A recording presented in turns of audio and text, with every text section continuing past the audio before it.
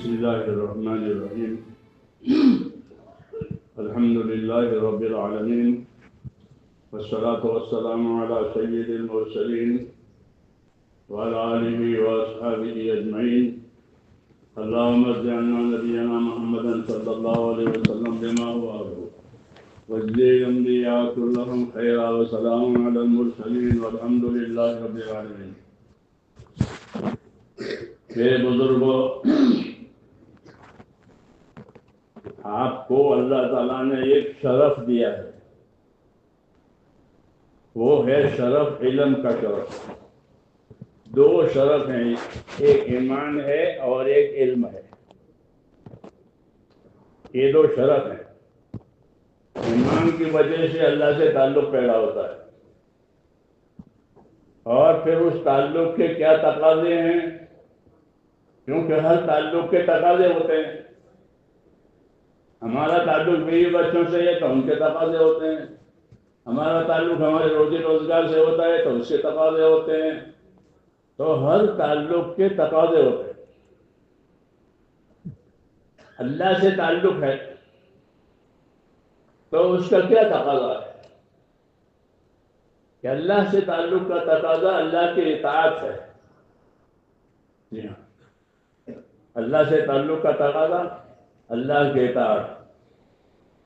چنانچہ نبیوں کی بعثت ہوتی ہے وہ اطاعت کے لیے. وما ارسلنا من رسول الا لیطاع باذن اللہ. اللہ کی اطاعت کی جائے زمین پر، معصیت نہ کی جائے بلکہ اللہ کی اطاعت کی جائے. تو اصل دین وہ ہے، وہ اطاعت ہے. اللہ کی اطاعت، رسول کی اطاعت، ذمہ داروں کی اطاعت. اطاعت میں شرکت ہے، عبادت میں شرکت نہیں ہے. عبادت صرف اللہ کی ہوگی. اس لیے جو علم اللہ تعالیٰ نے ہم کو دیا ہے وہ اطاعت کی رہبری کے لیے دیا ہے کہ اللہ کی، اس کے رسول کی اطاعت کی جائے، اپنے ذمہ داروں کی اطاعت کی جائے. اور دوسری بات کہ دنیا کو دارالحقوق قرار دیا گیا ہے. یہ دنیا دارالحقوق ہے جیسے آخرت دارالعجور ہے. تو اس لیے اس حقوق کا علم ہونا چاہیے کہ وہ کیا حقوق ہیں جو ہمارے اوپر آتے ہیں. تو جو علم اللہ تعالیٰ نے نبیوں کے ذریعے سے دیا ہے اس میں حقوق کی تعلیم ہے. مثلا سب سے پہلا حق اللہ کا ہے، کیونکہ اللہ اول ہے. اللہم انت الاول فلیس قبلک شیء. تو اللہ اول ہے. تو سب سے پہلے کہ اللہ کا حق. تو اللہ کا کیا حق ہے؟ تو حضور صلی اللہ علیہ وسلم نے معاذ سے پوچھا، یا معاذ تدری ماذا حق اللہ؟ انہوں نے کہا کہ مجھے نہیں معلوم، آپ بتائیں کہ اللہ کا حق یہ ہے کہ اسی کی عبادت کی جائے گی، اس کے ساتھ کسی کو شریک نہیں کیا جائے گا. تو سب سے پہلے اللہ تعالیٰ کا حق، کیونکہ اللہ سے تعلق ہے عبدیت کا اور بندگی کا. اس لیے اللہ کے تعلق کی رہبری فرمائی کہ اللہ کا تعلق کہ اس کا تقاضا یہ ہے کہ اسی کی عبادت کی جائے. پھر دوسرا تعلق کہ بندوں سے ہے، مخلوق سے ہے. تو اس تعلق کا کیا تقاضا ہے؟ تو بندوں سے جو تعلق ہے اس میں رہبری دی ہے کہ اللہ کے بندوں میں انصاف سے رہو. ان اللہ یامر بالعدل والاحسان. کہ اللہ تمہیں حکم دے گا کس چیز کا؟ عدل کا اور احسان کا. عدل واجب ہے، احسان مستحسن ہے. جیسے تول کے دینا واجب ہے، جھک کے دینا مستحب ہے.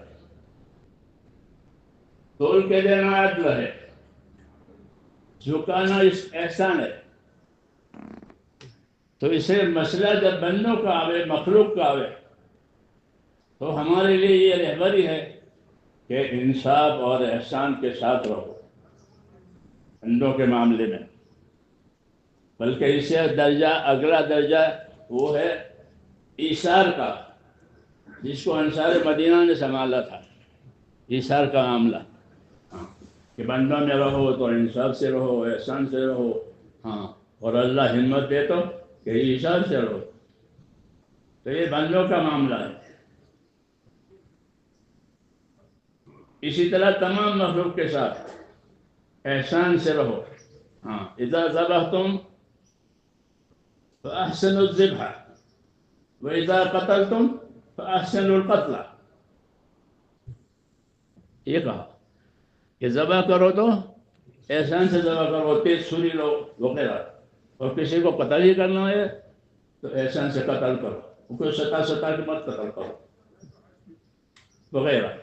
تو اللہ کے معاملہ ہے، تو اللہ کے معاملے میں تو اخلاص اور عبادت ہے، اور مخلوق کا معاملہ ہے تو احسان ہے اور انصاف ہے. یہ ہم کو تعلیم دی ہے کہ اس کی وجہ سے حقوق کی ادائیگی ہو جائے گی، حقوق کی پائمالی نہیں ہوگی. کوئی دنیا دارالحقوق ہے، اور حقوق ہونے کی وجہ سے یہ چیزیں دی ہیں. اس لیے اس علم سے ایک طرف مخلوق کا حق ادا ہوتا ہے، اور دوسری طرف جو ہے وہ اللہ کا حق بھی ادا ہوتا ہے. اس لیے اس علم کو واجب قرار دیا مسلمانوں پر کہ یہ علم سیکھو. علم سیکھنا ضروری ہے. کہ علم نہیں سیکھے گا تو نہ اس کو اللہ کے حق کی خبر ہوگی اور نہ دوسروں کے حق کی خبر ہوگی. ہاں، بلکہ زندگی جانوروں جیسی ہو جائے گی.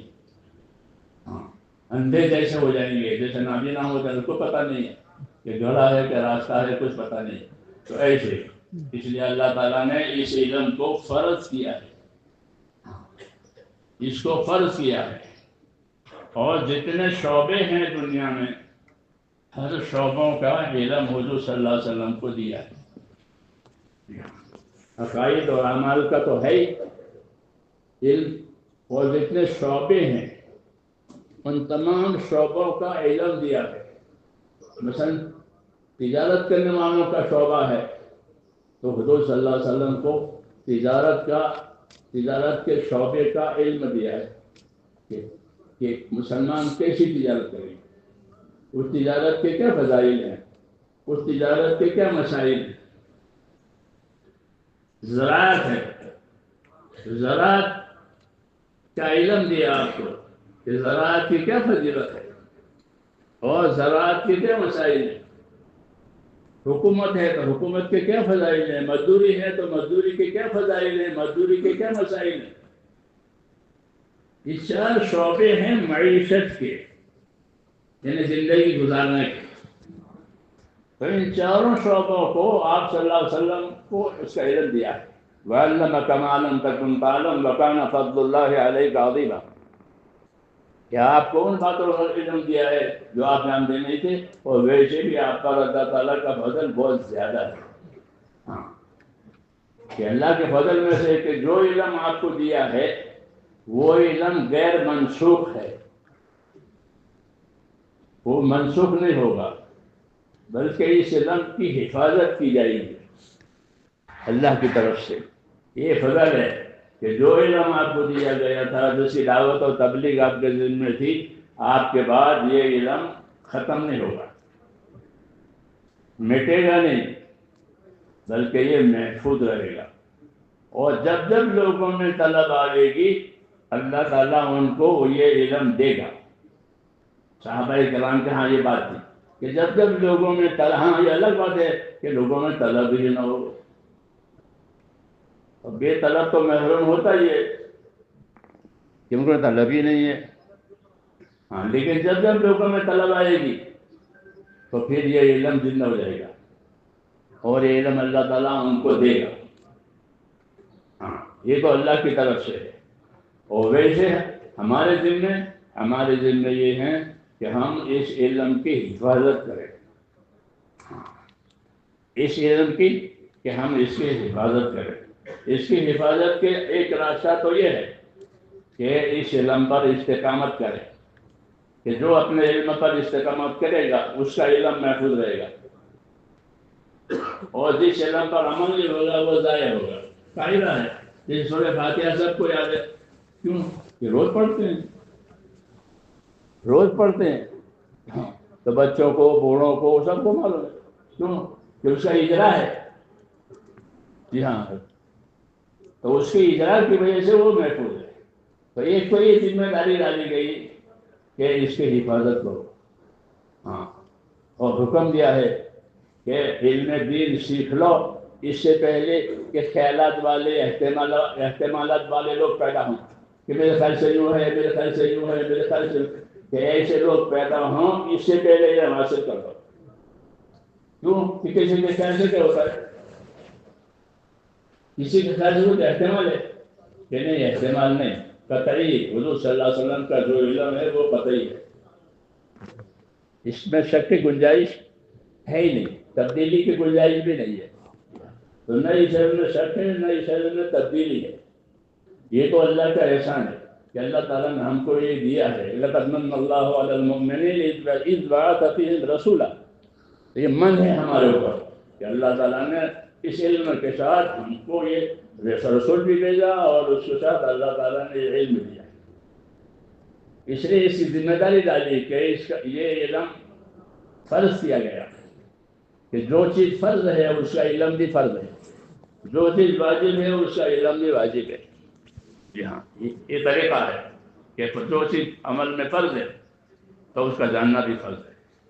ہاں، اور کہا کہ علم کا طلب کرنا ہر مسلمان مرد عورت پر فرض ہے. تو اس علم کو ہم پر یہ فرض کیا گیا ہے. ہاں، تاکہ زندگی علم کے ساتھ گزرے، ورنہ حضور سے پہلے لوگوں کی زندگیاں جہالت میں گزرتی تھی. جاہلیت کا زمانہ تھا. ہاں، کہ لوگ جاہل تھے. تو جہالت میں سے حضور صلی اللہ علیہ وسلم نے نکالا ہے. عقائد کا علم دیا، اعمال کا علم دیا. پھر جو شعبے ہیں ان شعبوں کا آپ کو علم دیا، فضائل کا بھی اور مسائل کا بھی. تجارت کے فضائل، تجارت کے مسائل، حکومت کے فضائل، حکومت کے مسائل، مزدور کے فضائل، مزدور کے مسائل، زراعت اور زراعت کے فضائل. یہ علم آپ کو دیا گیا ہے اور آپ صلی اللہ علیہ وسلم نے اس کی دعوت چلائی. اور دعوت چلانے کا مطلب یہ ہے کہ لوگوں کو اس پر عمل میں بھی ڈالا، اس کا طلبگار بنایا اور اس کا ذمہ دار بھی بنایا کہ میری بات جس کو پہنچے وہ دوسرے کو پہنچاوے. یہ ذمہ داری ڈالی کہ ایک تو ہماری باتوں کو حاصل کرو اور دوسرا حاصل کر کے پھر اس کو دوسروں تک پہنچاؤ. اس لیے علم ایک مشترک سرمایہ ہے، ایک مشترک چیز میں سب کا حصہ ہے. سب کا حصہ ہے. جیسے بارش کے پانی میں سب کی حیات ہے. بارش کے پانی بغیر مخلوق زمین کی زندہ نہیں رہ سکتی. اس میں سب کی حیات ہے. تو ایسے آپ صلی اللہ علیہ وسلم کے علم میں تمام شعبوں کی حیات ہے. اگر وہ اس شعبے میں وہ علم نہیں ہے تو وہ شعبہ خراب ہے. ہاں، تجارت میں تجارت کی شریعت میں نہیں ہے تو وہ تجارت خراب ہے. حکومت میں تو پھر وہ حکومت خراب ہے. ہاں، پھر وہ برباد ہے، اس کا کوئی نفع نہیں ہوا. اس لیے آپ صلی اللہ علیہ وسلم نے پہلے تو لوگوں کو اس کا طلبگار بنایا اور طلبگار اس طرح سے بنایا کہ ان کے فضائل سنائے، ان کے فضائل بتائے. یہ طریقہ ہے نبیوں کا کہ اللہ تعالیٰ نبیوں کو مبشر اور منذر بنا کر بھیجتے ہیں. ہاں، حاکم بنا کر نہیں بھیجتے بلکہ وما نرسل المرسلین الا مبشرین ومنذرین، کہ ہم نبیوں کو، یہ اسلوب ہے لوگوں میں بات چلانے کا، لوگوں میں کام بڑھانے کا، اس کو اسلوب کہتے ہیں. تو جیسے دین کے اور کاموں میں اور بہت سے محاسن ہیں، حسن اسلوب بھی ہے. اور حسن اسلوب کا یہ مطلب ہے کہ کام کو بشارتوں سے چلاؤ، کام کو فبشر عباد الذین یستمعون القول فیتبعون احسنہ. میرے بندوں کو بشارت دو. تو بشارتوں سے چلا رہے ہیں، دھمکیوں سے نہیں چلا رہے، دھمکیوں سے نہیں چلا رہے، بلکہ آپ صلی اللہ علیہ وسلم مبلغین بھیجتے تھے تو ان کو بھی کہتے بشرا، ولا تنفر یسر ولا تعسر. ابو موسیٰ اشعری کو بیدردہ رضی اللہ تعالیٰ عنہ کو ان کے ساتھ اور دوسرے ان کے ساتھ حضرت معاذ ابن جہاں معاذ، ان دونوں کو بھی جاتا. تو یہ لیے تسنیہ کا سیکھا ان دونوں کو یہ تھا کہ تم سب کو لوگوں کو بشارت دو. یہ اسلوب ہے دعوت دینے کا، تعلیم دینے کا، تبلیغ دینے کہ لوگوں کو بشارتیں سناؤ. یہ بشارتیں سنانے کی وجہ سے ان کی استعداد ابھرے گی کہ ہم کو یہ ملے گا، ہم کو یہ ملے گا، یہ ملے گا. بشارتیں دنیاوی برکات کی بھی ہے اور بشارتیں آخرت کی نجات اور فضیلت کی بھی ہے. ہر قسم کی بشارتیں، کیونکہ کام کو بشارتوں سے چلاؤ تاکہ لوگوں کے اندر رغبت پیدا ہو جائے. اس لیے پہلے فضائل کا علم آیا، فضائل سے لوگوں کو چلایا. حضور صلی اللہ علیہ وسلم مکے میں اپنا دورہ کرتے تھے اور پوچھتے تھے اور لوگوں کو دعوت دیتے تھے کہ من ینصرنی من یاوینی حتی ابلغ رسالۃ ربی ولہ الجنہ. ہاں، یہ اسلوب تھا کہ میرا ساتھ دو، میری مدد کرو، جو میرا ساتھ دے گا وہ میرے بعد اس کے لیے جنت ہوگی. تو بشارتوں سے لوگوں کو چلانا یہ طریقہ ہے نبیوں کا. دوسرے نمبر میں وعیدوں سے چلانا کہ ان میں استعداد ہے تو ان کو وعیدیں سناؤ. ہاں، نافرمانی پر یہ ہوگا، یہ ہوگا، یہ ہوگا. اس کو وعدہ وعید کہتے ہیں کہ وعدہ وعید کے ذریعے سے چلانا یہ نبیوں کا طریقہ ہے. وما نرسل المرسلین الا مبشرین ومنذرین. مولانا علی صاحب فرماتے تھے کہ اس وجہ سے فضائل کا علم جو ہے وہ مقدم ہے کہ امت میں فضائل کا علم آئے تاکہ وہ ایک تو اپنے عمل کی قیمت سمجھے کہ میرے عمل پر مجھ کو کیا ملے گا. دوسرا اپنی خطا، اپنے قصور کے بارے میں خطرہ محسوس کرے کہ مجھے اس قصور اور خطا پر کیا سزا ہوگی. جی ہاں، دونوں ثواب کی امید بھی، عذاب کا خوف بھی، یہ دونوں چیزیں امت میں پیدا ہو جاوے. اس لیے یہ علم نازل کیا گیا، فضائل کا علم. فضائل کے علم سے ایک تو اللہ کے وعدہ وعیدوں کا یقین پیدا ہوتا ہے، رغبت پیدا ہوتی ہے. دوسرا اس علم کا سیکھنا سمجھنا آسان ہے. اس علم کا سیکھنا سمجھنا آسان کیوں؟ کیوں فضائل ہے تو بچے بھی سیکھ لیں گے. بچے بھی سیکھ لیتے ہیں. ہمارے یہاں مولوی زبیر کا چھوٹا بچہ وہ پیالہ چاٹے گا اور کہا کہ پیالہ چاٹو، پیالہ جو ہے وہ دعا دے گا. یستغفر لہ القصع ہے حدیثوں میں. تو وہ لوگوں کو کہ پیالے ڈالو، پیالہ دعا دے گا. یہ فضیلت ہے کہ پیالہ بھی دعا دے گا. ہاں، تو فضیلت کا علم آسان ہے. اس لیے امت میں سب سے پہلے فضائل کو عام کیا جائے. فضائل کا علم حاصل کرنے کے لیے استعداد کی ضرورت نہیں ہے، کیونکہ ہر آدمی میں رغبت بھی ہوتی ہے، خوف بھی ہوتا ہے. یہ تو آدمی کی صفت ہے کہ اس میں رغبت بھی ہے، خوف بھی ہے. اپنے مطلب کی چیز کی رغبت، اپنے خطرے کی چیز کا خوف، سیدھی بات ہے. تو اس لیے فضائل کا علم کہ امت میں فضائل کے علم کو عام کرو تاکہ وہ عمل پر زندگی پڑے. پھر استعداد کے مطابق ان کو علم دو کہ اب ان میں یہ استعداد پیدا ہوئی ہے تو اب ان کو یہ علم دو. استعداد سے پہلے جو علم دیا جائے گا وہ ضائع ہوگا کیونکہ تمہیں استعداد ہی نہیں ہے. جی ہاں، اس لیے استعداد کے مطابق کہ امت میں فضائل کا علم دے کر امت میں علم کی آخرت کی استعداد پیدا کرو. پھر جب ان میں استعداد پیدا ہوگی تو وہ آگے کی طلب کریں گے. ہاں، پھر طلب کے مطابق جو چیز دی گئی ہے وہ ٹھکانے لگے گی کیونکہ ان کی طلب ہے. تو حضور صلی اللہ علیہ وسلم نے فضائل کے ذریعے سے دعوت دی اور لوگوں میں طلب پیدا ہوئی. اب لوگ آتے تھے، وہ کہتے تھے کہ یا رسول اللہ مجھے ایسا راستہ بتا دو کہ میں جنت میں چلا جاؤں. تو الذین علی اعمالهم يدخلون الجنہ. اب وہ خود اگر یا کوئی گناہ ہو گیا، کوئی غلطی ہو گئی تو چونکہ ایمان بنا ہے، یقین بنا ہے، تو آپ کہتے ہلاک تو ہوا، ہلاک دو. میں تو ہلاک ہو گیا، کیا ہو گیا؟ کہ میں فلانا گناہ کیا میں نے. جی ہاں، تو وہ مجھے اس گناہ سے چھٹکارا دلاؤ. یہ کیوں کہ ان کے اندر استعداد پیدا ہو گیا.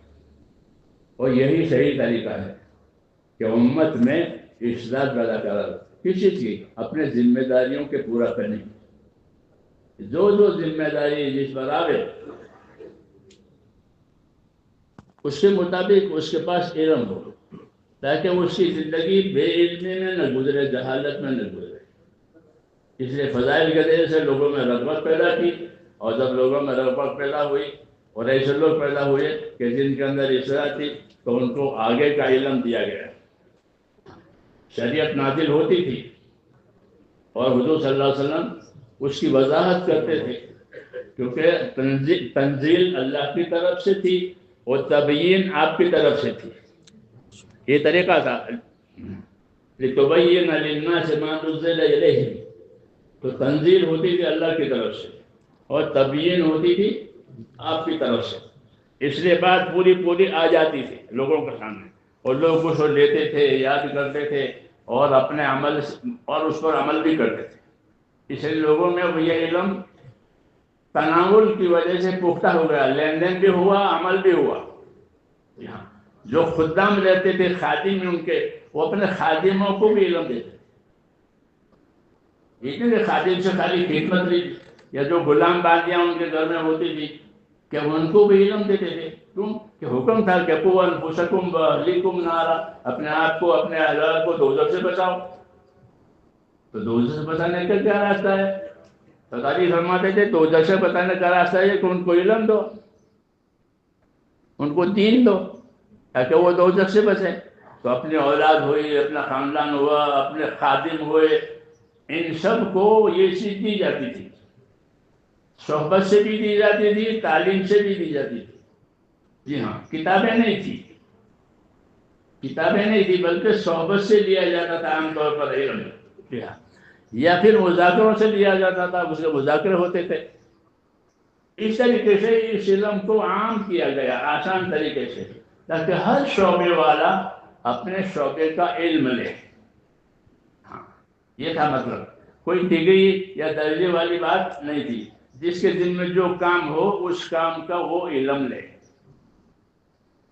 نماز ہے تو نماز کا علم، زکوٰۃ ہے تو زکوٰۃ کا علم، فرائض ہے تو فرائض کا علم، اس طرح یہ علم۔ تو اس کی عمومیت کی وجہ سے یہ علم عام ہو گیا، کہ ہر شعبے والا اپنے شعبے کا علم جانتا تھا، اور وہ اسی تبلیغ بھی کرتا تھا۔ امام ابو حنیفہ رحمۃ اللہ علیہ مینا میں بال کٹوانے کے لیے بیٹھے، تو وہ بال کاٹنے والا آیا، تو امام بیٹھے ہوئے تھے، تو وہ کہنے لگا کہ قبلہ کی طرف منہ کر، دل وجہ القبلہ۔ ہاں، تو امام نے قبلے کی طرف منہ کیا، وہ خاموش بیٹھے، کب پھر اللہ اکبر بول۔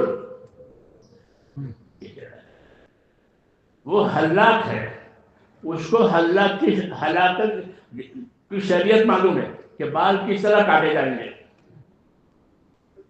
اس لیے وہ بتا رہا تھا۔ تو اس نے امام کو اس مجلس میں 6 مسئلے بتائے بال کاٹنے کے۔ حالانکہ حج کے مسائل اور میراث کے مسائل امتاً بہت کم لوگوں کو یاد ہوتے ہیں۔ ایک میراث کے مسائل بہت لوگوں کو معلوم نہیں ہے، دوسرا حج کیونکہ وہاں میں ایک ہی مرتبہ کرتے ہیں، تو اس کے مسائل کا استدلال کہاں رہے گا؟ لیکن وہ اس کو معلوم ہو، تو وہ امام صاحب کو وہ مسئلے بتا رہا ہے۔ تو امام صاحب حیران تھے، اور امام نے حیران ہو کر پوچھا میں نے کہا حضرت علم، تو انہوں نے وہ تابعین کا عطا ابن رباح سے میں نے یہ علم لیا ہے۔ عطا ابن رباح عبداللہ بن عباس سے غلام تھے، کہ میں نے یہ علم ان سے لیا ہے، مناسک کا، یہ بات کرتے تھا۔ تو صحبتوں کے ذریعے سے، عملوں کے ذریعے سے اس علم کو عام کیا گیا۔ پھر اللہ تعالیٰ نے پھر ان علماء کو اور توفیق دی، تو پھر وہ کتابوں میں وہ مرتب ہوئے، مدون ہوئے۔ تو اس طرح علم کی حفاظت ہو گئی، جو حضور صلی اللہ علیہ وسلم لے کر آئے تھے، ہر شعبے کا علم۔ جی ہاں، پھر اس کی شرح کرنے والے آئے ہوئے، انہوں نے ان کی شرح کی۔ جی ہے، تو اس طریقے سے اس علم کو عام کیا گیا، اور امت کو علم پر کھڑا کیا گیا. ہاں، اور اس کا طریقہ یہی تھا کہ جو طلب جن کے پاس علم ہے تو یا تو وہ حرکت کرے، کیونکہ نبوت میں حرکت بھی ہوتی ہے، ہجرت بھی ہوتی ہے. نبی کی زندگی میں حرکت اور ہجرت، اپنا مقصد کو عام کرنے کے لیے. ہاں، ایک وطن سے دوسرے وطن میں چلے گئے، ایک جگہ سے دوسری جگہ پر چلے گئے. جی ہاں، اسلام ترقی کی طرح ہے کہ حرکت ہوتی رہی اور کام پھیلتا رہا. اس لیے حضور صلی اللہ علیہ وسلم نے اپنے علم کو حرکت دی ہے. ہاں، کہ جس کو بھی علم ملے وہ حرکت کرے. جو مسلمان ہوتا تھا اس کو حرکت ہی، اپنے خاندان میں جاؤ، اپنے قبیلے میں جاؤ اور ان کو سمجھاؤ اور ان کو دین پر لاؤ. تو اس دعوت کے ذریعے سے اسلام آیا. پھر جب علم آیا تو علم کی وجہ سے حرکت کی ہے کہ بھیجے جاتے تھے جماعتیں، وفود بھیجے جاتے تھے، وفود آتے بھی تھے. ہاں، ان وفود کو تعلیم دی جاتی تھی اور یہ کہا جاتا تھا کہ اپنے علاقے میں جا کر اس کو عام کرنا. تو اس طریقے سے علم کو عام کیا گیا ہے، کیونکہ علم کے بغیر اطاعت نہیں ہے اور اطاعت کے بغیر دین نہیں ہے. ہاں، اس لیے یہی طریقہ ہے کہ جن میں طلب ہو ان کو طلب کے مطابق علم دو، اور جن میں طلب نہیں ہے تو کہ ان میں بے طلبی ہے تو ان میں طلب پیدا کرو، ان میں طلب پیدا کرو تاکہ وہ طلب کے مطابق علم دے. طلب والوں کو علم دینا اس کا نام تعلیم ہے. طلب آئے تو تعلیم دیں گے، آگاہ کا کریں گے. اور جو نہیں آتے ہیں ان میں طلب نہیں ہے تو کہ ان کے پاس جاؤ اپنی چیز لے کر کے اور ان میں طلب پیدا کراؤ. ان کو ایمان، آخرت اور اپنے اعمال کی فضیلت پہلے بتاؤ اور بتا کر کے پھر ان کو اس علم سے آگاہ کرو تاکہ وہ اپنی زندگی کی ذمہ داریاں پوری کریں. تو اس لیے علم کے ساتھ حرکت بھی ہے تاکہ یہ حرکت میں آوے علم. ہاں، اس لیے حضور صلی اللہ علیہ وسلم کے زمانے میں اور بعد کے زمانے میں حرکتیں بھی ہے. خاص خاص صحابہ کرام کو خاص خاص جگہوں پر بھیجا گیا. انس بن مالک کو عراق میں بھیجا اس طریقے سے، وہاں کے دینداری دیکھو. ابو موسیٰ اشعری کو بھیجا، اس طرح دوسرے حضرات کو. ابو درداء کو شام میں بھیجا کہ وہاں کی نگرانی کرو، وہاں کی تعلیم اور وہاں کے لوگوں کی تربیت کی فکر کرو. اس طرح افراد بھیجے جاتے تھے تاکہ علم میں حرکت آوے اور حرکت کے ذریعے سے زندگی کی ذمہ داریاں سمجھ میں آوے. یہ تھا طریقہ. وہی طریقہ اس کام کا بھی ہے کہ اپنی جگہ پر بھی علم دیں گے اور جہاں نہیں ہے وہاں کے لیے حرکت کریں گے. ہاں، کیوں کہ یہ علم ایک مشترک چیز ہے، سب کا اس میں حصہ ہے. جیسے کوئی جائیداد مشترک ہو اور اس کے کچھ مالک موجود ہوں، کچھ مالک موجود نہ ہوں، تو جو مالک موجود ہیں ان کو حصہ دیا جائے گا اور جو نہیں ہے وہ امانت رکھی جائے گی کہ جب وہ آئیں گے تب لیں گے اور ان کو بتائیں گے کہ آپ کا اس میں حصہ ہے. تو آج بھی ایسا ہے کہ جو امت بے طلب ہے ان میں طلب پیدا کرانا، زندگی کی ذمہ داریوں کا احساس پیدا کرانا وعدہ وعید کے ذریعے سے. اور جب ان میں احساس پیدا ہو جائے تو پھر جو ان کے حالت ہے اس حالت کے مطابق اس کو علم دیا جائے. فرائض کا علم دیا جائے سب سے پہلے. جی ہاں، فرائض کا علم سب سے پہلے دیا جائے تاکہ فرائض، کیونکہ فرائض جو ہیں وہ اللہ تعالیٰ کے حقوق ہیں. جو فرائض ہیں وہ اللہ کے حقوق اور جو حرام ہے وہ اللہ کی حدود. تو حد پر بھی رہے، حق پر بھی رہے. تو فرائض کی ادائیگی یہ تو حق کی ادائیگی ہے اور حرام سے بچنا یہ حد پر قائم رہنا ہے. یہ تعلیم ہے اس طریقے سے تاکہ امت میں فرائض بھی زندہ ہو جائیں اور امت میں حرام سے بچنے کی واقفیت بھی پیدا ہو جائے. اس لیے حضور صلی اللہ علیہ وسلم نے علم کو حرکت دی تھی کہ بے طلبوں میں یہ چیز پہنچ جائے اور جن کے پاس یہ ہے ان کی ذمہ داری ادا ہو جائے، ان کی ذمہ داری پوری ہو جائے کہ چونکہ یہ اس میں سب کا حصہ ہے کہ بلدے انی میری طرف سے پہنچاؤ. اور اللہ نے نبی کو حکم دیا کہ جو وہی آپ پر آوے آپ اس کی تبلیغ کرو. تو اللہ نے بھی ذمہ داری ڈالی، رسول نے بھی ذمہ داری ڈالی امت پر. اس لیے امت سے تقاضا ہے کہ جن کے پاس دین ہے وہ اپنے دین کو لے کر کے حرکت کریں اور جن کی ضرورت ہے ان کی ضرورت پوری کریں. اور یہ سب سے بہترین جو ہے عمل ہے کہ حق پر قائم رہنا اور حق پر لوگوں کو قائم کرنا، خیر پر رہنا اور خیر پر قائم کرنا، یہ سب سے بڑی چیز ہے. اس لیے اسلام جو ہے وہ چکی کی طرح سے ہے. چکی کا ایک پارٹ ثابت رہتا ہے، ایک پارٹ حرکت کرتا ہے.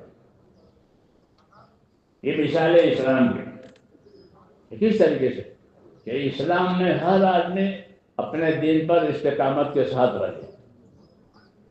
فاستقم کما امرت ومن تاب معك اے ومن آمن معك. تو استقامت کا حکم نبی کو بھی ہے اور استقامت کا حکم امت کو بھی ہے کہ اپنے دین پر قائم رہو.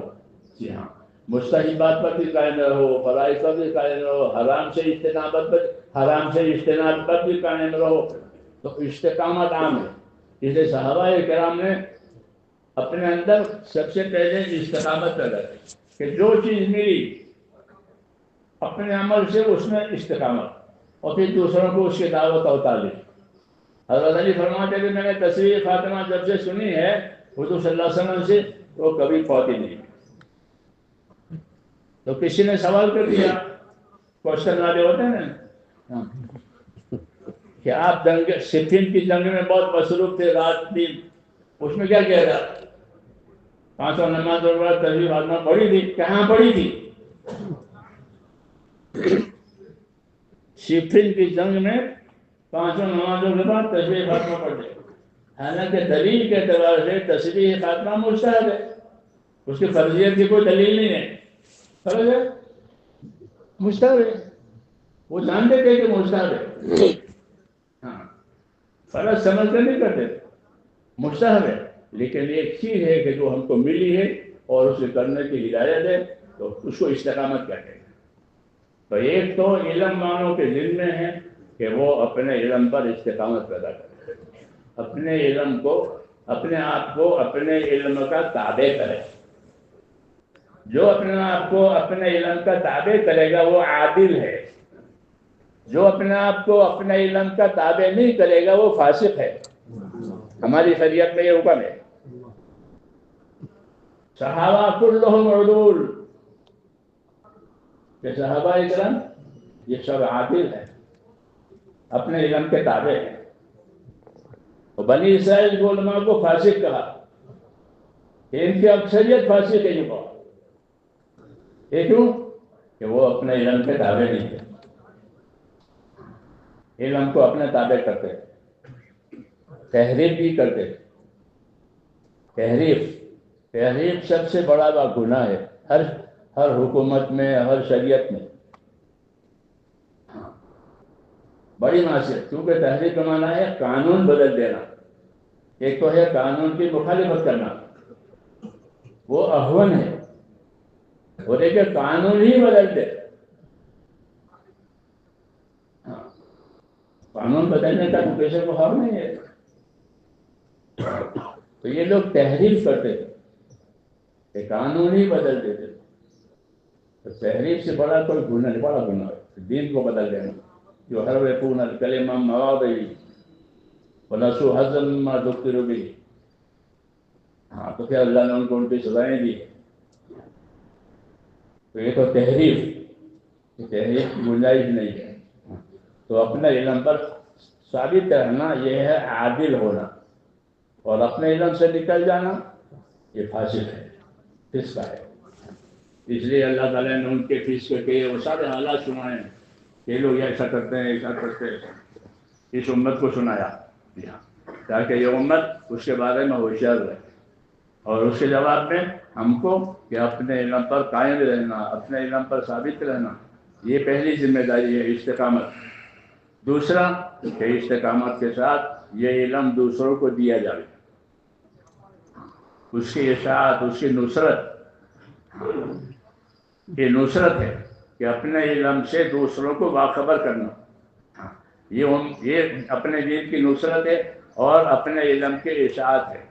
یہ بھی امت کے ذمہ کیا گیا ہے کہ بے طلبوں میں طلب پیدا کراؤ، اور جب ان میں طلب پیدا ہو جائے تو طلب کے مطابق ان کو علم دو. تاکہ یہ سلسلہ جاری رہے اور جہالت پر زندگیاں نہ گزرے۔ ہاں، اس میں حرکت کرنی پڑے تو حرکت بھی کرو، اور اگر وہ حرکت کر کے آتے ہیں ہمارے پاس سیکھنے پڑھنے کے لیے تو پھر ان کا احترام کرو۔ حضور نے فرمایا میرے بعد لوگ آئیں گے تو میں ان کے بارے میں تم سے وصیت کرتا ہوں کہ ان کے ساتھ اچھا سلوک کرنا، وہ دین سیکھنے کے لیے آئیں گے۔ تو یہ وصیت تھی کہ لوگ آئیں گے تو اگر آئیں تو ان کو علم دو، اور نہ آئے تو ان کے پاس جاؤ اور ان کو زندگی کی ذمہ داریاں سمجھاؤ۔ یہ نبیوں کا کام ہے کہ نبی داعی بھی ہوتا ہے اور نبی جو ہے معلم بھی ہوتا ہے۔ داعی ہوتا ہے بے طلبوں میں اور معلم ہوتا ہے طلبگاروں میں۔ جو طالب علم ہے تو ان کو معلم بنائیں گے ان کے لیے، اور یہ کہے گا کہ بے طلب ہے، غافل ہے، تو غافلوں میں داعی بن کے جاؤ۔ جی ہاں، اور ان کو زندگی کی ذمہ داریوں سے آگاہ کرو۔ تو اس طرح اسلام چکی کی طرح ہے کہ ثبات قدمی بھی ہے اور حرکت بھی ہے۔ یہ دونوں ہو جائیں گے تو پھر جب چکی چلتی ہے تو چاروں طرف آٹا گرتا ہے، تو اس طرح چاروں طرف دین پھیلے گا۔ اسے امت کو حرکت دی ہے۔ ہمارے اس کام میں بھی حرکت ہے کہ عام لوگ جو ہیں وہ اپنی زندگی کو صحیح کرنے کے لیے پھرے، اور جو اہل علم ہیں وہ لوگوں کو صحیح رہبری کے لیے پھرے۔ ہاں، عام لوگ تو اپنی زندگی سنبھالنے کے لیے پھریں گے کہ ہماری زندگی صحیح ہو جائے، جی ہاں، حکومت پر چلنے کی استعداد پیدا ہو جائے۔ عام لوگوں کو چلایا جاتا ہے استعداد پیدا کرانے کے لیے، کیونکہ وہ بے خبر ہے، ان کو کچھ خبر نہیں ہے۔ جب وہ پھریں گے، مسجدوں کے ماحولوں میں رہیں گے، رات دن فضائل سنیں گے، دین کی باتیں سنیں گے، تو ان کے اندر کچھ پیدا ہوگا کہ دین کی محنت سے لوگوں کے دلوں میں تقویٰ پیدا ہوتا ہے۔ حضرت عمر فرماتے ہیں ہم کو تقویٰ ملا ہے، ہم کو تقویٰ ملا ہے۔ تو دین سے اور دین کی محنت سے اندر اللہ تقویٰ ڈالتے ہیں۔ اسی وجہ سے آدمی میں شعور آتا ہے، ڈر آتا ہے اپنی ذمہ داری کا، اپنے آخرت کا۔ جی ہاں، تو انہیں تقویٰ ملتا ہے۔ جی ہاں، دو چیزیں ہوتی ہیں، ایک ہوتا ہے تقویٰ، تو تقوی کی وجہ سے معصیت سے بچنے کی طاقت پیدا ہوتی ہے۔ دوسرا ہوتا ہے یقین۔ ایک ہوتا ہے تقویٰ، ایک ہوتا ہے یقین۔ جیسے بجلی کے دو تار ہوتے ہیں نا، ایک سالب ہے ایک موجب ہے، بجلی کے تار سالب اور موجب۔ اس طرح اسلام میں بھی دو تار ہیں، ایک یقین کا تار اور ایک تقوی کا تار۔ یقین کا جو تار ہے وہ اطاعت کرائے گا، یہ مثبت ہے، اور تقوی کا جو تار ہے وہ منفی ہے کہ اس سے معصیت سے بچنے کی طاقت پیدا ہوگی۔ ہاں، تو اس محنت کے یہ دو اثرات پڑتے ہیں اپنے اپنے استعداد کے مطابق۔ جی ہاں، تقویٰ بھی پیدا ہوتا ہے اور یقین بھی پیدا ہوتا ہے۔ جنت جہنم ان چیزوں یہ تو یقین کرنے کی چیزیں ہیں، تو اس کا یقین پیدا ہوتا ہے، اس کی وجہ سے زندگی اطاعت پر آتی ہے، اور تقویٰ پیدا ہوتا ہے تو پھر معصیتوں سے بچنے کی طاقت پیدا ہوتی ہے۔ ہاں، یہی دو اصل چیز ہیں۔ یہ دو چیزیں پیدا ہو جانا ہے، ایک طرف یقین، وَلَوْ أَنَّ أَهْلَ الْقُرَىٰ آمَنُوا وَاتَّقَوْا لَفَتَحْنَا عَلَيْهِمْ بَرَكَاتٍ مِّنَ السَّمَاءِ وَالْأَرْضِ۔ یہ شہروں والے اگر صحیح زندگی گزاریں تو ان کو یہ دو چیزیں دی جائے گی۔ جی ہاں، یہ اپنا ایمان بھی دیا جائے گا، تقویٰ بھی دیا جائے گا، یقین بھی دیا جائے گا، تقویٰ بھی دیا جائے گا۔ تو یقین مثبت ہے کہ وہ ان کو اللہ کی طرف بڑھائے گا، اور تقویٰ منفی ہے، وہ ان کو معصیت سے بچائے گا۔ یہ طریقہ ہے، چنانچہ یہی ہوا ہے کہ محنت کرنے کی وجہ سے لوگوں میں یہ چیزیں پیدا ہوئی ہے کہ اپنی کمی کا شعور آیا اور آگے بڑھنے کی فکر ہوئی۔ ہاں، لوگوں نے برسوں کی نمازیں قضا پڑھی ہے، میں نے نمازیں نہیں پڑھی۔ ہمارے گھر لوگ 20 سال کی نماز قضا پڑھی، کہ 20 سال نماز نہیں پڑھی، اور 20 سال کی قضا پڑھی، تھوڑی تھوڑی تھوڑی تھوڑی کر کے۔ ہاں، مرنے سے پہلے وہ ختم کر دی۔ اس طرح روزے، اس طرح دوسرے حقوق، شعور آیا تو اہل حقوق کو ان کو حقوق دے دیے۔ جی ہاں، کیوں کہ ان میں تقویٰ پیدا ہوا، ان میں تقویٰ پیدا ہوا۔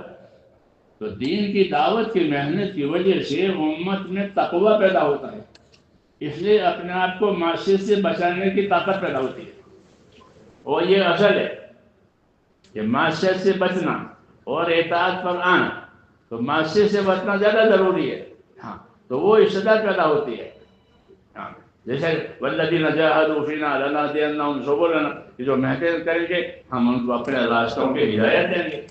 سبل سے مراد اعمال جنت ہے، کہ ان کو اعمال جنت پر زندگی گزارنے کی ہدایت دیں گے، یہ وعدے ہیں اللہ تعالیٰ کے۔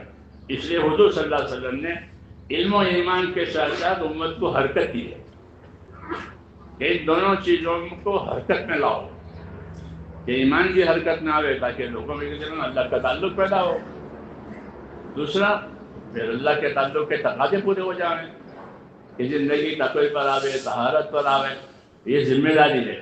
اس لیے امت کو حرکت دی ہے کہ اگر حرکت ہوگی تو اس کا تعدیہ ہوگا، حرکت نہیں ہوگی اس کا تعدیہ نہیں ہوگا۔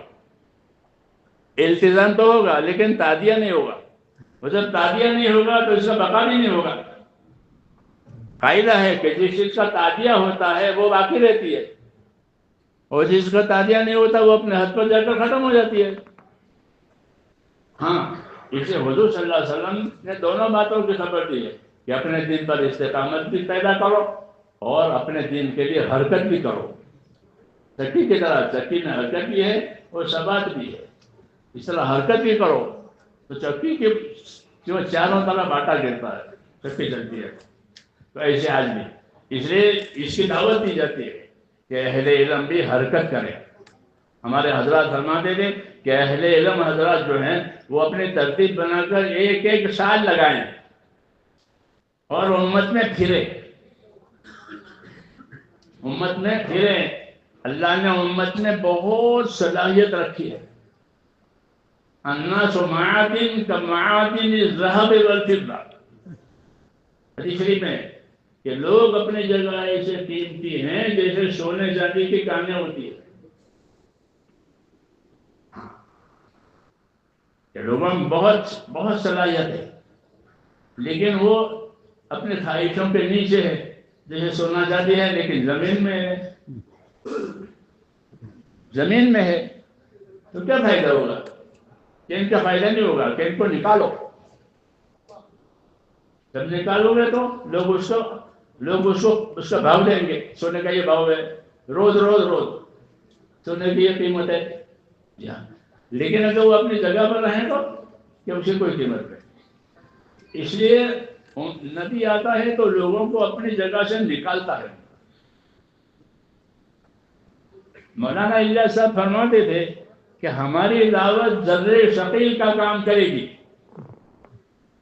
یہ ان کے الفاظ ہے، ان کے الفاظ علمی ہوتے تھے۔ ذرے ثقیل، کوئی بھاری سی پانی میں ڈوب گئی ہے اس کو نکالنا، کہ ہماری دعوت، ہماری محنت یہ ذرے ثقیل کا کام کرے گی، یعنی ڈوب گئے ہیں اپنی دنیا میں، اپنی غفلت میں، اپنی معصیتوں میں، تو یہ ان کو اوپر جائے گا۔ تو یہی ہو رہا ہے کہ لوگ اپنے اپنی جگہ سے نکل رہے ہیں اور دعوت ان کو نکال رہی ہے، جیسے کوئی چیز ڈوب گئی ہو اور نکال رہی ہے۔ ایک آدمی فرانس سے بہت سال ہو گئے ہمارے دہلی میں آیا تھا، تو وہ مجھے کہنے لگا، میرے ساتھ جماعت میں تھا حیدرآباد میں، کہ میں کوئلے کی کان میں کام کرتا ہوں۔ کوئلہ جانتے ہیں نا؟ ہاں، فہم عربی میں، مجھے انگریزی نہیں آتی۔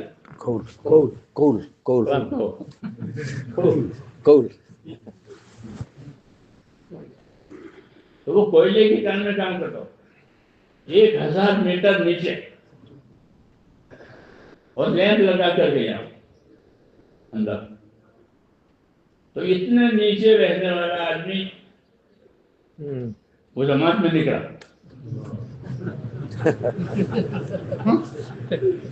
کئی جماعت میں گیا کہ فجر کی نماز پڑھنے گیا تھا تو وہ جماعت آئی تھی، انہوں نے بات کی اور بات کر کے تشکیل کی، کون کون تیار ہے، تو میں تیار ہو گیا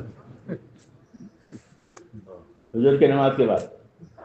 حیدرآباد میں ہمارے ساتھ وقت لگایا اس نے، بہت شوق تھا اس کو پڑھنے پڑھانے کا، سیکھنے سکھانے کا۔ ہاں اور یہ خاص بات ہے کہ جس کی زندگی جتنی جاہلیت میں گزرے ہوگی اتنا ہی وہ اسلام سے فائدہ اٹھائے گا. جسے پیاسا جتنا ہوگا اتنا اس کو پانی کرو. تو حضرت عمر فرماتے تھے کہ ما عرف قدر الاسلام الا من عاش فی الجاہلیہ. یہ فرماتے تھے کہ جس نے جتنی جاہلیت میں زندگی گزاری ہوگی اتنی ہی وہ اس کام سے فائدہ اٹھائے گا. کہ ہم تو جاہل تھے، ہم تو ایسے تھے، اب اللہ نے ہم کو یہ دیا ہے. تو ان کے جاہلیت میں رہنے سے ہم یہ رہتا ہے کہ ان کو اسلام کی قدر ہوگی. اسی کا اپنی بات کو پیش کرو. لوگ باوجود ہے کہ جاہلیت میں ہیں لیکن وہ قدر کریں گے کہ ما عرف قدر الاسلام الا من عاش فی الجاہلیہ. اس لیے یہ کام ہے، اس کام کے اندر حرکت بھی ہے، ثبات بھی ہے، سیکھنا سکھانا بھی ہے، یہاں اخلاق بھی ہے، اخلاص بھی ہے. ان میں سب چیزیں نبیوں کی دعوت میں یہ سب چیزیں 6 کے 6 نمبر اس کے اندر ہے. جی ہاں، اس لیے امت کو حرکت دی گئی ہے. ہاں، حرکت دینے کی وجہ سے ہر طبقے میں اپنا اپنا دین آئے گا. اور حرکت میں فضائل کے ذریعے سے امت میں طلب پیدا کرائی جائے، فضائل بتائی جائے، نفع نقصان سمجھایا جائے. یہ فائدہ ہوگا، یہ برکت ہوگی، یہ دعائیں قبول ہوگی، یہ تاکہ رغبت پیدا ہو. پھر جب رغبت پیدا ہوگی تو اپنے استطاعت کے مطابق وہ حاصل کریں گے، عمل کریں گے. اس لیے امت کو آپ نے حرکت دی ہے. اور اسلوب مبشرین منذرین کا اسلوب. جی ہاں، لوگوں کو بشارتیں سناؤ، لوگوں کو وعدے سناؤ تاکہ وہ مقصد زندگی پر آئے. اس لیے حرکت دی ہے. تو جب حرکت ہوگی تو اس میں تعدیہ ہوگا، آگے بڑھیں گے. آج بھی یہی ہے کہ جب یہ حرکت ہوئی ہے تو جن ملکوں میں کوئی نشان نہیں تھا دین کا، الحمدللہ میں نے سن 80 میں امریکہ میں 1 سال لگایا. 80 میں، 85 میں تمہارے یہاں آیا ہوں سب سے پہلے، 85 میں آیا پہلے، اور 80 میں امریکہ میں سال لگایا ہماری جماعت میں. اس وقت کچھ نہیں تھا، مسجدیں بھی نہیں تھی، یہاں اسلامی سینٹر ہوتے تھے، اس میں ہم رہتے تھے. اب الحمدللہ جا کے دیکھو ایک باغ و بہار ہے. علماء، طلباء، مدارس، اکاتب، مساجد، بڑی بڑی مسجدیں ہو گئی. ورنہ تو ہم لوگوں کے گھروں میں گشت کر کے لا کے لوگوں سے بات کرتے تھے. جی ہاں، تو یہ اللہ کی طرف سے ہے. ہاں، یہ دین ہے، یہ علم ہے، اللہ نے اس کی حفاظت کی ذمہ داری لی ہے. جب لوگ اس کی حفاظت کا سامان کریں گے تو اللہ تعالیٰ اس کو زندہ کر دیں گے. اس لیے امت کا تقاضا ہے، امت پر یہ تقاضا ہے کہ وہ اپنے دین کے لیے حرکت کرے. آپ حضرات سے 1 سال کا تقاضا ہے کہ علماء کرام جو ہیں وہ اپنی ذمہ داری، ان کی بڑی ذمہ داری ہے، تو اپنی بڑی ذمہ داری کی وجہ سے 1 سال امت میں حرکت کرے اور امت کو صحیح رہبری کریں اور اپنی ذمہ داری پوری کرنے کی صلاحیت پیدا کریں. کیونکہ دونوں باتیں ہیں، ہم کو اپنی ذمہ داری پوری کرنی ہے اور امت کی ہمدردی بھی کرنی ہے. کہ دین و نصیحت، کہ دین تو دوسروں کی بھلائی چاہنے کا نام ہے. نصیحت کا معنی یہ کہ دوسروں کی بھلائی چاہو، اور نبی ناصح ہوتا ہے امت کے لیے بھلائی چاہنے والا. تو وہی ہمارا کام ہے کہ امت کو تو دین کی خبر نہیں ہے لیکن ہم ان کے خیرخواہ ہیں، جیسے ماں باپ اپنے بچوں کے خیرخواہ ہوتے ہیں. تو ایسے ہی نبی گویا امت میں باپ کی طرح سے. ہاں، تو وہی اسلوب ہے کہ امت کے ساتھ ہمدردی کی جائے. امت کو خبر نہیں ہے، وہ آپ کا مرتبہ نہیں جانتے، آپ کے علم کا مرتبہ نہیں جانتے، جاہل ہے. ہاں، تو ان سے درگزر کرو، عالم جاہلین، جہالت سے درگزر کرو اور ان کو مقصد زندگی پر لاؤ. اس لیے ہمارے بزرگوں نے فرمایا کہ علماء کرام جو ہیں اپنی خدمتوں کے ساتھ، علماء 2 قسم کے ہوتے ہیں. ایک علماء کرام وہ ہوتے ہیں جو امت کا مرجع بنے ہوئے ہیں. جب مولانا نیلوی صاحب نے کام شروع کیا تو مولانا احمد علی لاہوری، مولانا مدنی رحمۃ اللہ علیہ، مولانا مفتی کفایت اللہ، یہ حضرت تھی مرجع، امت کا مرجع، تو امت ان کی طرف رجوع کرتی ہے. تو جو حضرات مرجع ہوتے ہیں ان سے دین کے اس کام کی تائید لی جاتی ہے. یہ حضرات تائید کریں، توثیق کریں، تصدیق کریں، منبر سے، محراب سے، مسجدوں سے. تاکہ امت کے لیے راستہ کھلے. جی ہاں، ان کی تائید سے میں نے سب سے پہلے چلہ اعظم گڑھ ضلع میں لگا تھا، میں یوپی میں. تو اس وقت مولانا عبدالغنی صاحب پھول پوری رحمۃ اللہ علیہ، جو حضرت تھانوی رحمۃ اللہ کے خاص آدمی تھے، وہ تھے حیات لیکن بہت کمزور تھے، اٹھا کے لاتے. تو ان کی مجلس میں ہم ہی پہنچ گئے، ہمارا چلہ لگ رہا تھا وہاں. تو انہوں نے ہم کو دیکھا، تو اس کے زمان مولانا الیاس صاحب کی جماعت کے لوگ ہیں، تو فرمایا ان کا خیال رکھنا، یہ آئے ہیں ان کا خیال رکھنا، اپنے آدمیوں سے فرمایا. تو وہاں لوگوں نے کافی قدر کی ہمارے کام کی. حالت ہمارا پہلا ہی چلہ تھا اور اس علاقے میں ہماری پہلی جماعت تھی، لیکن ایک عالم کے اشارے کی وجہ سے قدر ہوئی. تو یہی ہے کہ علماء کرام جو مرجع ہوتے ہیں، ان کے اشاروں سے، ان کی رہبری سے لوگوں کے ذہن کھلتے ہیں، راستے کھلتے ہیں. اس لیے جو علماء کرام مرجع ہوتے ہیں ان سے توثیق، تائید، تصدیق لی جاتی ہے. اور جو علماء ان کے بعد کے ہوتے ہیں، اہل خدمت، جیسے آپ حضرات ہیں، یہ سب اہل خدمت ہیں، اپنی اپنی خدمتوں میں لگے ہوئے ہیں. جی ہاں، تو اہل خدمت سے تعاون لیا جاتا ہے، ان سے تائید لی جاتی ہے، اور اہل خدمت سے تعاون لیا کہ آپ حضرات اس کام کے معاون بنو. یہ ترتیب ہے، یہ ترتیب ہے کہ جو حضرات مرجع ہیں امت کے، ان سے تو تائید توثیق کی گئی، اور جو حضرات اہل خدمت ہیں، اپنے اپنے خدمتوں میں ہیں، ان سے تعاون لیا جائے گا کہ آپ اس کام میں معاون بنیں، تاکہ کام کو آپ کے معاون کی وجہ سے پانی ملے. تو معاونت کی یہ صورت ہے کہ آپ حضرات سے ایک ایک سال کی درخواست کی جاتی ہے کہ آپ اپنی ترتیب بنا کر کے اس کام میں ایک ایک سال لگائیں، تاکہ اس کام کو بالفعل سمجھ میں آئے اور بالفعل وہ عمل میں آئے. کیوں؟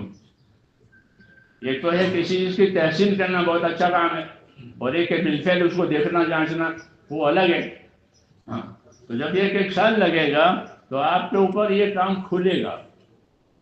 ہاں، ہر ایک پر یہ کام کھلتا ہے.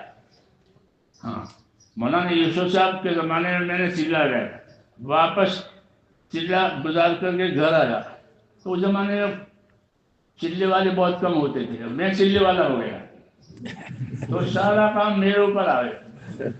گاؤں میں کوئی جماعت آوے تو مجھے بلاوے، کوئی بات کیوں میرا چلہ لگا. میں نے مولانا یوسف صاحب کو لکھا، ان کا یا تو یہ ہو گیا، جو مدرسہ بھی پڑھانا ہے، کوئی جماعت آتی ہے تو مجھے بلاتے ہیں، ان کی ملاقات کرا دو، لے جاؤ لاؤ. تو مولانا نے فرمایا بچنے کی کوشش مت کرو، آنے دو ذمہ داریاں، آنے دو تقاضے، بچنے کی کوشش مت کرو کہ میں بچ جاؤں کوئی اور کر لے نہ. فرمایا بچنے کی کوشش مت کرو. پھر لکھا کہ اس سے کام کھلے گا اور مقبولیت بڑھے گی. یہ تو جملے تھے کہ بچنے کی کوشش نہ کرے، ہاں، بلکہ آنے دے اپنے ذمہ، کہ اسے کیا ہوگا کہ کام کھلے گا، کام یعنی زیادہ سمجھ میں آئے گا. اپنے اوپر جتنا کام لیتا ہے آدمی تو اس کا کام کھلتا ہے. تو کہا کہ اس سے کام کھلے گا اور مقبولیت بڑھے گی. اس لیے اس کام کو لینا ہے اپنے ذمہ، اسے اپنے آپ کو بچانا نہیں ہے. ہاں، کہ بچائیں گے تو کیا لیں گے. تو آج بھی ہم یہی کہتے ہیں کہ آپ حضرات بھی بچنے کی کوشش کرنے کے بجائے اپنی ترتیب بنا کر کے ایک ایک سال اس میں لگائیں اور دوسروں سے بھی لگوائیں. اب بتائیں اس کے لیے ایک ایک سال اور ترتیب بنا کر، کوئی چیز توڑ کر چھوڑ کر بھی جانا ہے. اسلام میں عمل بھی ہے، نیت بھی ہے، ترتیب بھی ہے، دونوں ہیں، تینوں ہیں. عمل بھی ہو، نیت بھی ہو اور ترتیب بھی ہو.